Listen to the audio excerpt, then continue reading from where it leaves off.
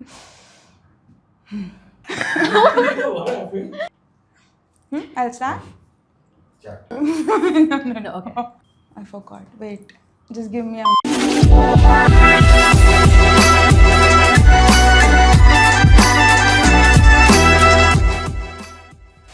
Hi everyone, welcome to the first episode of Glimpse for 2025. This time I have a new partner, Sneha. Hi everyone, I'm Sneha, and today we're going to be speaking about some exciting projects we've done for brands such as Red Bull, Tata Tea Chakra Gold, Kraft Cheese, and many more that we will take you through on this episode.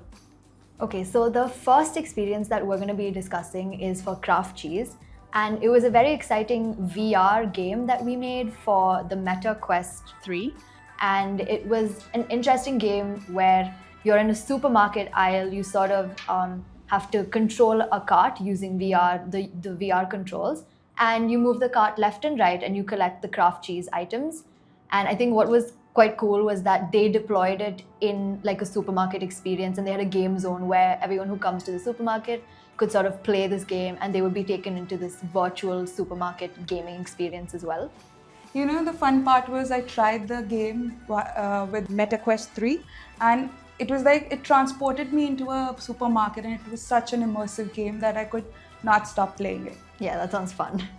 Tata Tea Chakra Gold Pongal campaign, as we all know, they like to celebrate local festivities, and January being the month of Pongal, they wanted to do something unique and creative for their users. So we came up with an experience with generative AI greeting, where the user could enter their name, the name of the recipient, and their relationship and the favorite memory from Pongal. And I think what was very exciting was the fact that because it's generative AI, it's very unique to every user and it's very personalized. And I remember seeing it, and it had some amazing animations and it looked very beautiful, and it really like captured the spirit of Pongal, I think. And also, if you remember, there were two different templates from which the user could choose. And the unique part of the greeting were, because it was a generative AI experience, so each greeting was unique from the other. Yeah. So there were like beautiful greetings. So the next one, for BBC, we sort of created an immersive metaverse experience where we replicated the exact BBC headquarters that is there in Delhi. And people could enter and they would see this Hall of Fame of all of BBC's greatest news of all time. And what they could also experience was they could sort of go into the live recording studio, they could go into the newsroom and experience all of that as well. Oh, I also remember there were two fun interactive quizzes which were about BBC News, misinformation, and fake news. They also had an immersive experience where the users could visualize the BBC website in their own unique way, and it was just a simple drag and drop experience. And the fun part was you get a certificate of appreciation at the end of the experience. There was so much to do because I know that you could also vote for the Indian Sportswoman Award, and you could just vote for whoever you wanted on that experience as well. Wow. And I think it became an experience where a lot of aspiring young kids and students who wanted to take up journalism, they could sort of get into the experience, get excited, and see what actually goes on in a newsroom. Next up, we have Sharaf DG Circuit Surface, a game featuring Microsoft Copilot plus PCs. The game has a robo character, which is Astro.